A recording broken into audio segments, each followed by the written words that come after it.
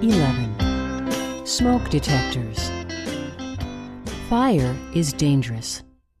House fires kill many people.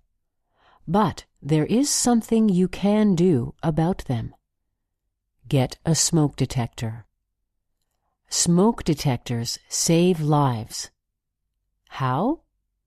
They tell you to get out of a burning house. Many house fires happen at night when people are sleeping. A fire starts slowly. First, there is smoke.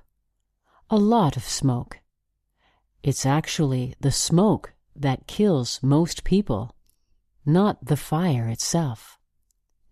A smoke detector gives you an early warning about a fire. It makes a very loud noise when there is smoke. It wakes you up so you can get out of the house. That's how smoke detectors work. If you have a plan, you will know what to do.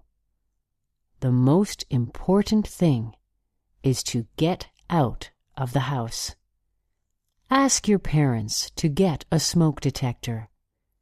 Ask them to practice what they would do if there is a fire.